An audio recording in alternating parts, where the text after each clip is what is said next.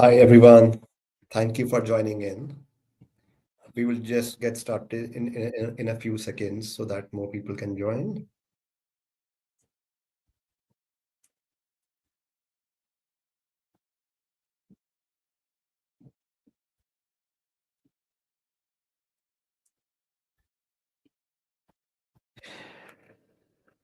All right. Hi, everyone. Warm welcome to today's LinkedIn Live session on the art of software license renewal management. We are very glad that you could join us today. Before we get started, let us introduce ourselves. So I am Rahul Gehani, partner with Everest Group, specialize in helping enterprises maximize the value they are deriving from their contracts with technology and technology services vendors. I've been doing this work for about 15 years now and doing things like helping enterprises identify the right vendor for their needs, evaluating the proposals that they receive from vendors, assessing the competitiveness of those proposals from multiple dimensions, such as the ability to meet the core objectives of the enterprise and evaluating the contractual terms and conditions, benchmarking the proposed pricing, identifying the right negotiation levers, so on and so forth. Many times, this involves not just new procurement initiatives, but also renewal situations, which specifically is the focus of today's session. But more on that in a bit. For the time being, I hand over the baton to my colleague, Dattatreya. Uh, Sure, would you like to introduce yourself, Dattatreya? sure. Thanks, Rahul, and warm welcome to everyone who have joined the session. I'm Dattatreya Jaina, also known as DJ. So I'm a practice director with Everest Group, and I work closely with the sourcing teams, the vendor management teams, the IT teams across different organizations, and help them advise them around how they can optimize their spend potential, both in the services as well as the software side of things. So with regards to software benchmarking, because that is the focus for today's discussion, me and my team have helped several clients in addressing concerns around software renewals, around price benchmarking, around selecting the appropriate pricing models for their enterprise, and so on and so forth. So welcome again, and looking forward to a meaningful conversation today. And for your information, I'm joining in from our beautiful office in Gurgaon, India. Yes, I forgot to mention that. So I am also joining in from our Gurgaon office in India. Would be good to know where everybody from the audience is joining in from.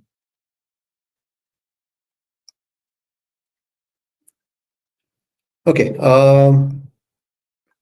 As we wait for those responses to come in on chat, uh, before we get into the meat of the discussion, let's take a moment to touch upon why it even makes sense to have a session which is focused solely on software licensing and within that solely on renewals. So in today's economic environment, one thing is clear. All organizations are looking to do more with less. And as enterprises look at outsourcing as the first place to save costs, actually, one very important thing that we feel it's our duty to remind the enterprises is that outsourcing only makes up for about 25 or 35% of the total IT spend that typically enterprises have. Whereas software and hardware put together account for roughly 30 to 40% of the spend. So, the message that we want to convey to all enterprises is that, scrutinize your spend on software and hardware with the same intensity, as you typically do, for the outsourcing spend specifically. Now, the truth also is that software and hardware contracts, often feel like a black box. They are complex, they are opaque, and they are not easy to untangle. That's why many organizations miss out on opportunities to enhance the value, especially during renewals. We're talking about opportunities to save costs, opportunities to optimize their spend, unlock real value. That's what we're talking about. So let's have a few statistics, please. Uh, we thought it's pertinent to share in this regard. The following stats. Like I said, 30 to 40% of the total IT spend typically for enterprises is on software and hardware. Also, typically any enterprise on an average would have more than 200 software that are being used. But in cases of large enterprises, this number can go as high as into multiples of this, so easily into thousands. Also, keeping this number of 200 in mind, what it also translates to is that every month, there would be some renewals happening. Generally speaking, we have seen even mid-size or small-size enterprises have anywhere between 8 to 10 software contracts which are due for renewal every month. The time that it takes to think about that entire renewal and actually sign on the dotted line typically is in the range of 60 days. But if you're talking about very big contracts, this is easily into months and years as well. A very important number, which was also flashing on the screen, is typically 30 to 35% of the licenses are hardly ever used by enterprises. So a lot of wastage. And lastly, more than 65% of the contracts go through price increases at the time of renewals. So these numbers essentially indicate how critical software management is for enterprises. And if not managed properly, it could lead to wasted spend for the enterprise. DJ, what are your thoughts around this? Can't agree more, Rahul. I mean, these numbers speak for themselves. So it shows how important the software portfolio is for any enterprise and how critical it is to manage it efficiently. So if I look through the lens of an enterprise buyer, so what these numbers translate into is firstly, it's a never-ending process in which the buyers have to interact with the software vendors, who in turn know that once the product is sold in an enterprise, then it's more or less locked for a certain duration of time. And most of the cases, the software vendors have well-trained sales and account executives who know how to take advantage of this situation, and and they can also play around with the price hikes and the other changes that they can do to it.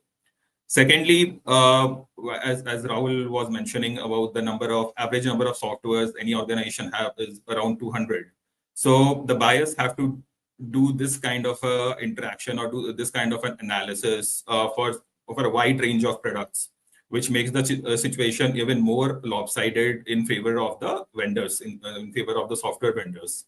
So and we all know, right, the vendors have a collective experience of dealing with hundreds and thousands of clients for the same product. So they are aware of each and every nuances that comes during the negotiations, what kind of data the buyers will bring onto the table. So they are quite experienced in that.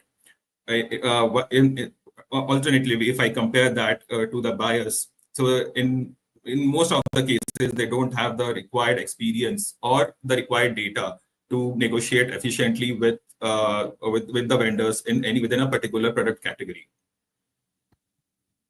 Yeah, great points, DJ. And day after day, as we interact with enterprises, what you just said comes across in a lot of discussions. So, folks, with this view in mind, we have designed today's session to focus on two key aspects. Specifically, what we will cover is what are the challenges that procurement and IT leaders commonly face during software renewals, and secondly, how to turn those challenges into strategic opportunities. Before we jump in, just wanted to mention that feel free to drop your questions in the chat at any time, and we will get to as many as possible, of those questions during the session. So let's jump into the first part, which we talked about. Why are software renewals so tricky? Uh, let's face it. Renewing a software license is not as simple as just clicking a button. If only it were that easy. So we conducted a poll a few days back to understand the key challenges that enterprises face during software license renewals.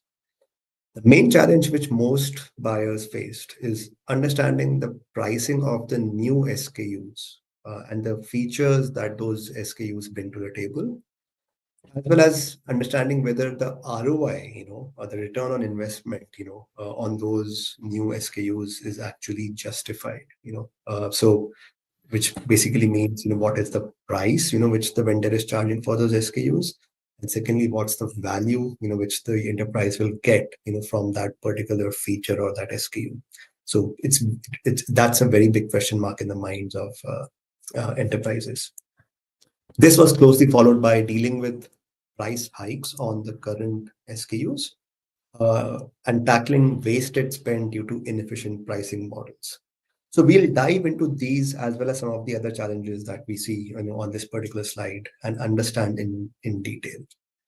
Looking at the first one, the first question is essentially around, hey, is this price even fair, which my vendor is quoting in its proposal?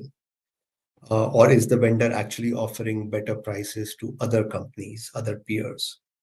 This uncertainty can paralyze negotiations quite a bit. You're not sure what is fair, and you do not want to push too hard as well, because that just might jeopardize the relationship with the vendor. And let's face it, there are stakeholders on the business side, who cannot afford to see those disruptions in renewals. DJ, your thoughts? Yes. Yeah, Rahul. And what we have seen in our experience, so that has been the main focus for the buyers of late, right? So week after week, we have received multiple questions, multiple requests from our clients. I want to understand like how this industry is progressing, or how the client, or like how the prices are kind of changing, what the pricing trends look like. Yeah. Yep, true. Now, the second question, which we were just showing on the screen, in very simple terms, is: are we utilizing the licenses effectively? So the fact is, license utilization is a big black hole, with most enterprises, especially when it comes to things like user-based or consumption-based pricing models. It's hard to track what is actually being used. As per our analysis, almost 30 to 35% of the licenses procured by the organization remain unused or underutilized. So questions such as, should we go for named or floating licenses? Do we really need all of these licenses right from day one? We're monitoring usage to avoid shadow IT or license sprawl. These are the questions which are paramount in the minds of a lot of enterprises, and they do not always have quick answers to these. And the result is that because of not being able to answer these questions effectively, there is actually unnecessary spend happening to the tune of 15 to 25%. Absolutely, Rahul. And similar to that, another main concern for the buyers is around the new features that are being introduced into the product. And with these new features, more often than not, there is a price premium. So if I go back maybe a year or so, we have seen a lot of the software vendors introducing Gen AI and in some cases agentic AI features as well in their software. So while they commit a lot of efficiency, a lot of productivity gains for the buyer, but then the buyer has to pay a premium price for these features. So, I mean, there are several reasons to that why there is a price increase. There can be maybe due to the add-ons which come along with the core modules, the add-ons for having the AI features. It can be because the vendor wants the buyer to upgrade to a higher version which will have these AI features enabled. The third one can be the change in the pricing model. Maybe the buyer, or rather the vendor, can ask to move from a standard subscription-based model to, let's say, a more consumption-based model, which is more suitable for Gen AI and related AI features. Or there might be some indirect costs as well, right? So there can be things like training the resources. There can be some infrastructure costs that are required. There can be some integration cost that might be required to integrate the product into the entire customer environment. So multiple things lead to the price increase from the buyer perspective. So in most of the cases, what we have seen is the buyers find themselves in the crossroads between paying a higher price and the ROI expected out of that, or the return on investment. So, for example, I think we are all aware like how Salesforce hiked the prices after a gap of almost 7 years. So there were around 22 new releases that has happened in between, and then there were some of the new features that got introduced. Some of them are Gen AI features, and that's exactly the reason which Salesforce also stated on why they increased the price. So while we have received the request from several of our clients on how they can uh, optimize this price, so and we have helped them in understanding like what's the right price to pay for those modules. But then the question around ROI always used to they used to struggle with this question, like is the ROI whether justified, and how soon can this ROI be realized? Yeah. Yeah. And Rahul, do you want to talk about the next one, which is around the pricing model, which is equally complicated? Yeah. Yes, the next question is around pricing models, So beyond the price itself, a critical question is about the pricing models. The truth about software licensing commercials is that pricing models are complicated, and frequently a vendor might have more than one pricing models, for the same product. The importance of this is actually sometimes overlooked by clients, who might be happy to take a 5% discounting on the quoted price, thinking of it as a win, without realizing that they might actually be losing multiples of that, because of an inefficient pricing model. The reality is that there is not just one pricing or the contracting model that vendors have. So we have seen like mature vendors, they have multiple models for the different product modules. Like they can have consumption-based model for one of their modules. Maybe they might have a fixed fee model for certain set, and then similarly the user-based model and so on. So maybe let me take you through one of the recent examples that we did. So one of our life sciences customers faced a similar challenge in while they were negotiating with Aviva. So I think most of us are aware between the Viva, about the Viva and the Salesforce, the partnership that fell through, and Viva came up with its own CRM platform, the Viva Vault. So while that was happening, our client they were not very sure whether the price that Viva is going to propose now, whether it's within the market benchmarks. So for some of the modules, such as open data, which we are not very sure, which they were not very sure whether to go for, let's say, a pay per record model, or they can go for a, let's say, a ELA. So so they sought support on how to negotiate best with Viva. So I mean, the answer to this is obviously very client specific. It's situation specific, depending on what kind of modules or what kind of data the client was expecting. But then in this case, in this particular case, we realized that, I mean, we advised the client on what model they should go for. And based on that, what we came to know that the client was able to manage almost a very, very good amount of savings. So similarly, what we have also seen, like companies like, again, if I go back to Salesforce, there are different units of measurement that are there for the same module. For example, if I take an example of Customer Community Plus, so there Salesforce proposes two kind of models, right? So one is a login based, the another one is the member based, and the price for each is different. Similarly, then there are other modules around data storage. There is file storage, which are depending on the Salesforce organization based. So even the unit of measurement also varies for the same software vendor. Also, what we have observed in the last 12 months is that some vendors have started adding in new innovative pricing models, right? So I think a couple of weeks back, Salesforce released its new model for Agent Force, which is around the flexi credit based model. So as part of this model, Salesforce was selling AI credits and each of a certain action from performed by Agent Force was tied to a certain number of AI credits. So once those credits are consumed, then the buyer will have to purchase new set of AI credits from Salesforce. Similarly, we have seen ServiceNow who came up with a hybrid model. So they continued with their tiered pricing model, but then because of the AI features, they added more like a metered AI usage based model. So while these models look great on paper, and vendors claim that they align better with the business goals of the buyers, but then converting that or actually implementing those in practice is quite complex. It will take some time. It might happen in future, but as of now, the way the things are unfolding, it will take a lot of effort both from the buyer side as well as the vendor side to actually put it into practice.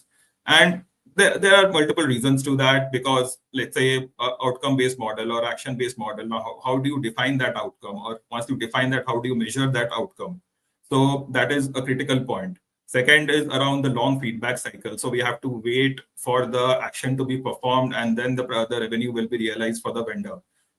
And similarly, with all these different pricing model changes that are happening, change management becomes a key concern for the buyer. So when they transition from, let's say, a more frequently used subscription-based model to all these new innovative models, how their internal organization changes that needs to be done, how the invoicing process will be changed. So a lot of change management aspects also comes into the picture. So it's quite obvious that the buyers sometimes feel overwhelmed with all these changes that are happening. And because of that, what we feel that a question might come in the mind of the vendors, the buyers, like, do we switch vendors? Am I getting too? The partnership is getting too complicated. So should I look for a new vendor? So what we would suggest or what we would recommend is that switching vendors is not always the answer, but at the same time, it's not also preferred to stick with a legacy provider without evaluating alternatives. So what is important to note here, and as indicated before as well, the average number of software products that an enterprise has is on an average around 200. And for large enterprises, it can go up to 1,000 or more. So enterprises, what we have seen is enterprises do not usually make considerable decisions when, let's say, for a small product or a small software, they may not put that much effort in order to select a particular vendor, or so they may not do a lot of analysis as compared to, let's say, a ERP or a CRM product when they are doing that. So they will do the due diligence, they will do the analysis, they might seek support, and then kind of buy that product. So so sometimes what happens is the right answer could well be to switch the product or the vendors, but as part of this session, we will not dwell deep into this. But to switch vendors, you also need to time, data, and stakeholder alignment, which most teams do not have in a renewal cycle. So with that, I'll hand it over to Rahul to talk about another critical factor which our buyers face is around the change of control. Rahul? Yeah. Yes, Vijay. So I think that's the last question that we were just showing on that slide earlier, and the reality is that buyers many times face challenges in situations when one software vendor gets acquired by another vendor, resulting in a change of control, so to say.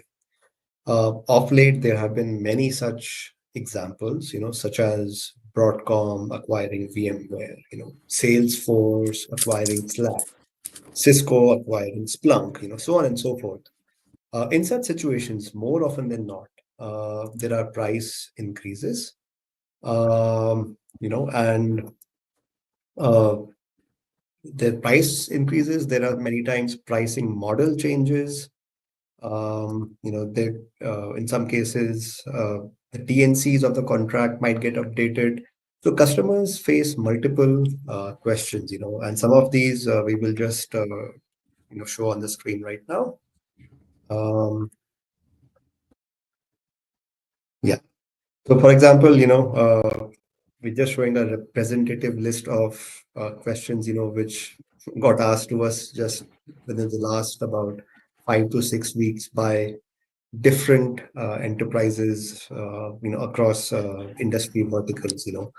The questions were as straightforward as how to safeguard against the implications of a change of control scenario, or getting into other specifics like now the new owner is asking for almost a 3x price increase for some of the modules.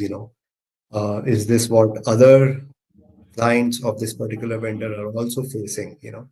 Which all software modules have been discontinued, which all modules have been bundled together in the new pricing structure. uh, can you give us some insights by looking at other contracts in your database? So these are some of the questions. We'll not go through all of them, but net it's a very important situation, that sometimes comes up unexpectedly. So definitely is in the top 6 challenges faced by enterprises as they deal with renewal situations. Okay, so enough of talking about what the challenges are. Let's move on to the next part of the session. Which is around how to really flip the script and realize some wins when it comes to software renewals. So there are 5 key levers, that we will be talking about. But the first and foremost, which is important to keep in mind, is the importance of starting early. The renewal planning process should actually start months or years ahead of the contract end date.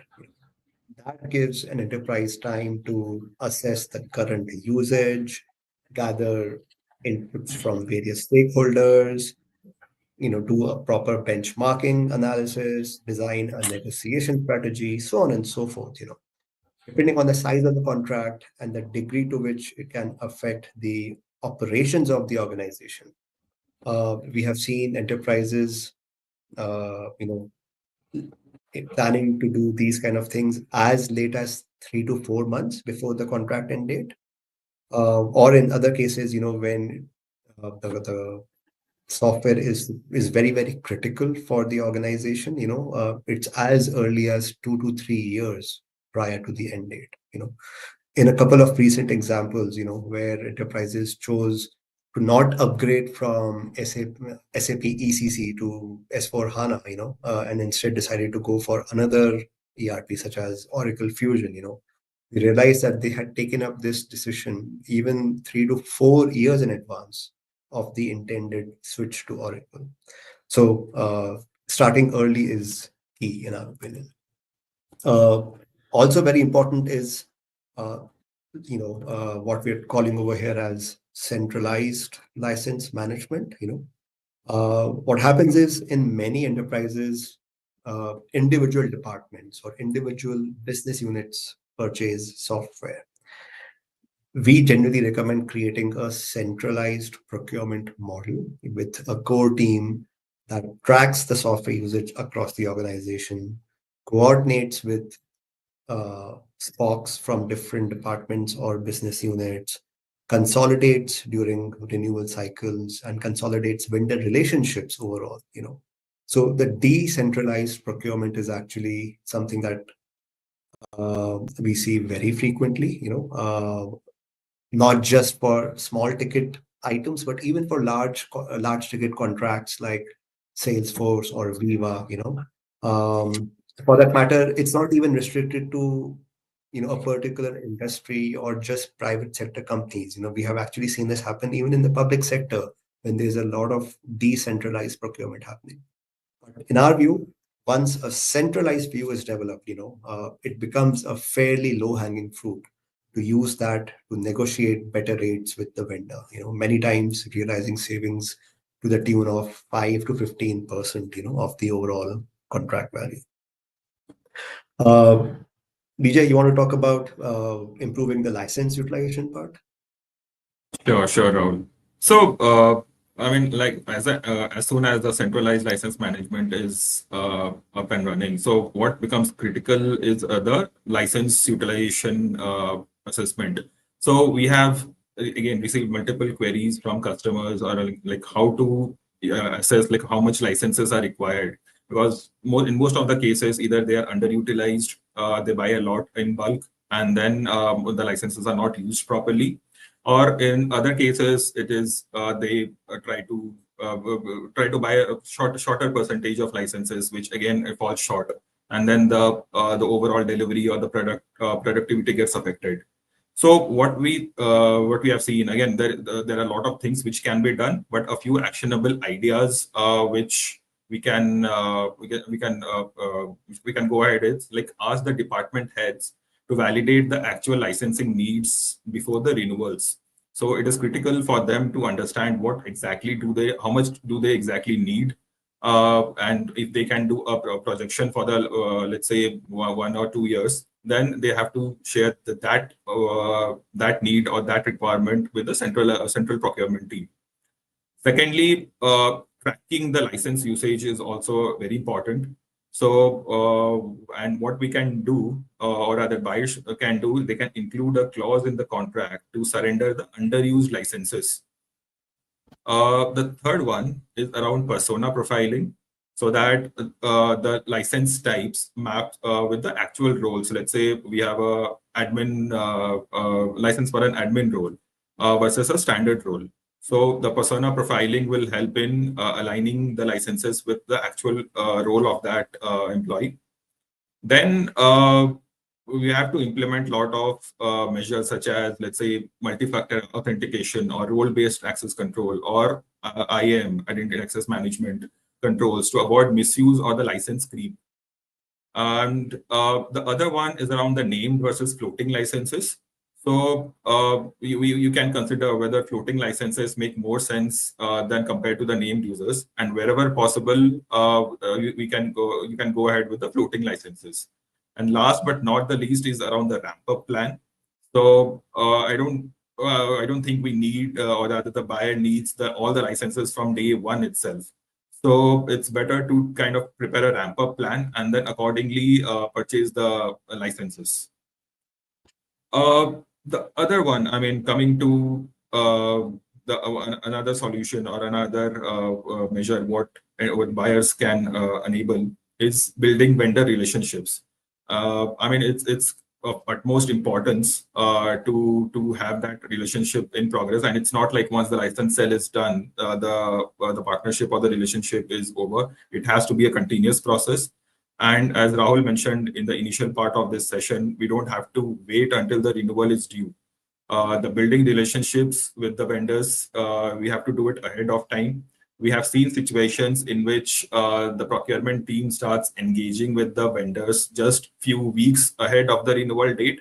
And in majority of the cases, these interactions actually do not translate into favorable discounts or pricing agreements between the vendor and the buyer.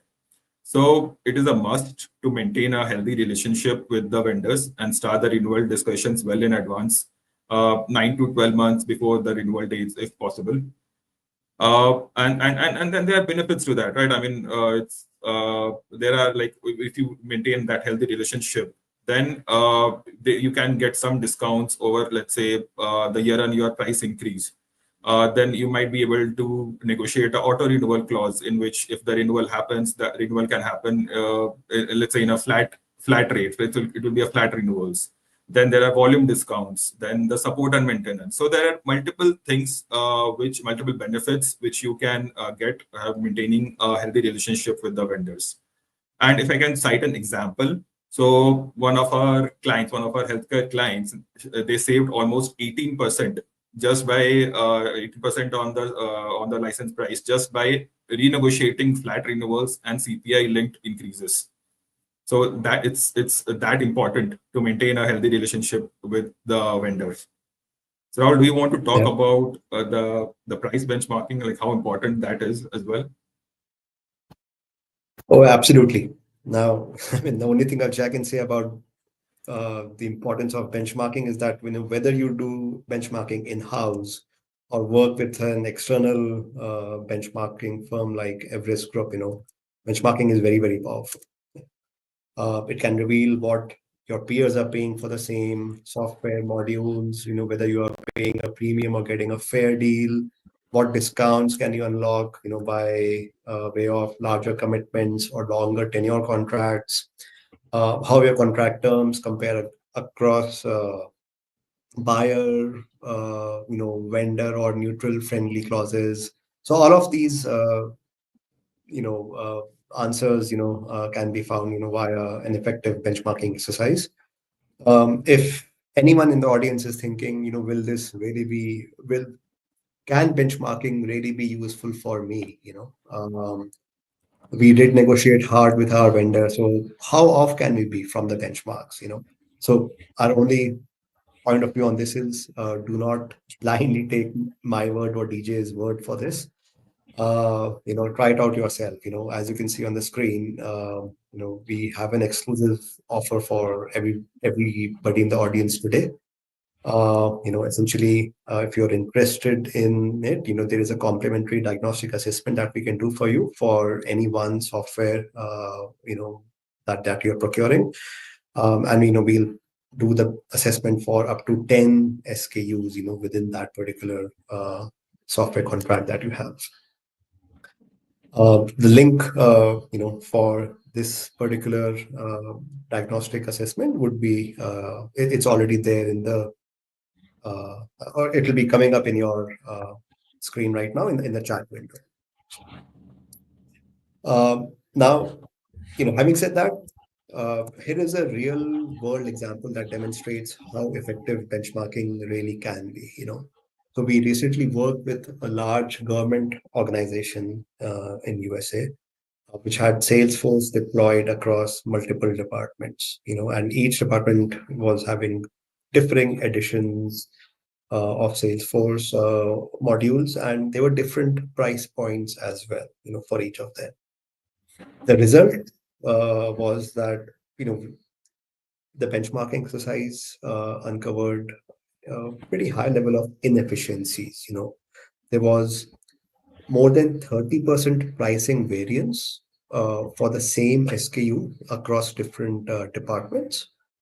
What we did is we created a volume-based pricing model recommendation, which also got adopted, and we, on top of that, we assessed the contractual terms and conditions, and identified that there were quite a few red flags in the contract itself.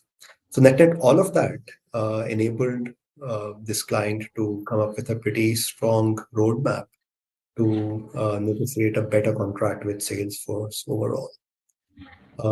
A couple of bonus tips from us is, in general, it does help to go for a longer term tenure. Generally, unlocks a reasonable level of discounts. And it's very, very essential to consolidate contracts, across the BUs for better leverage. Across the BUs, and actually, for that matter, across different products offered by the same vendor as well. And lastly, even going in for some higher tier editions, or some of the newly launched features, unlocks additional discounting, across the board. So important things to keep in mind as you think about your renewal situations coming up. And Rahul, if I can pitch in with another example, yeah. So, Yeah, right. In another case, right? So we helped a global FMCG company renegotiate their Viva CRM suite resulting in almost 8 to 10% cost savings. So it's all about looking at like guiding them on where to look, which all modules to analyze, which all modules to focus on during the negotiations, and asking the right questions when they when they were discussing with Viva. So with that, one thing that I want to mention is that there is obviously a fee that the benchmarker will charge you, right? So, but what we want to tell you is that benchmarking is basically a self-funding activity with definitely very high returns. The savings that you can derive by using a benchmarks to negotiate with your vendor far outweigh the benchmarking fees. So if I take into consideration the last 25 to 30 software license benchmarking engagements that we did in the last year or so, on an average, the ROI derived by the client on exceeded 30x in the year one itself. And if you put it into a 3-year term, that would be almost 90x. So it's definitely benchmarking or engaging a benchmarker that will definitely work in your favor.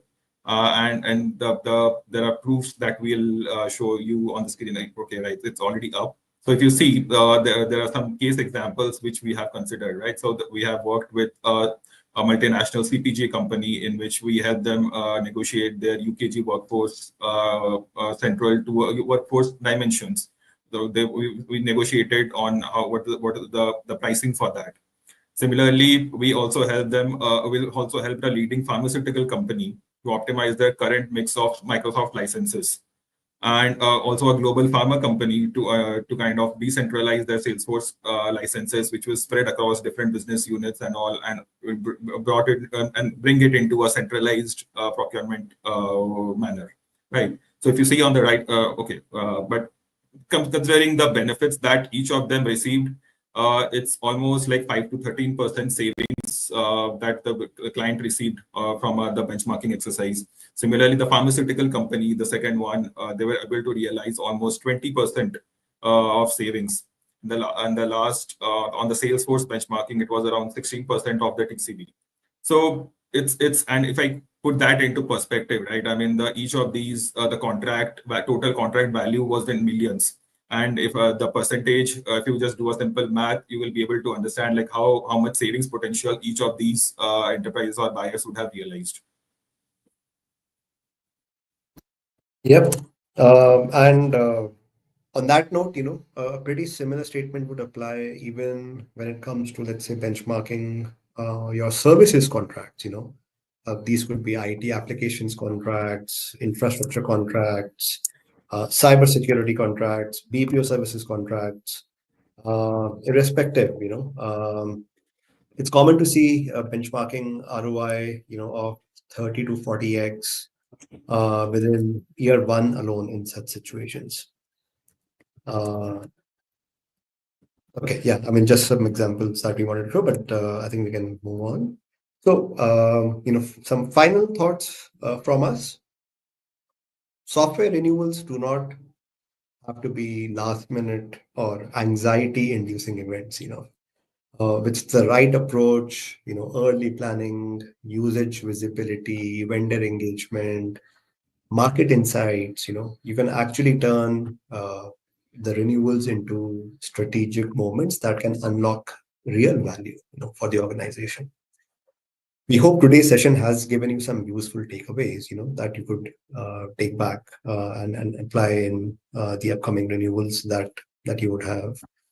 If you would like our help in analyzing your software portfolio, preparing for an upcoming renewal, feel free to reach out to us. As mentioned, there is this complimentary diagnostic assessment that we had offered, to everybody in the audience. You could take advantage of that. With that, I think we can wrap up the current session. If you have any further questions, for DJ or me, please reach out, directly on LinkedIn, and we'll be happy to connect with you. Thank you very much for your time today. Thank you, everyone. Bye-bye.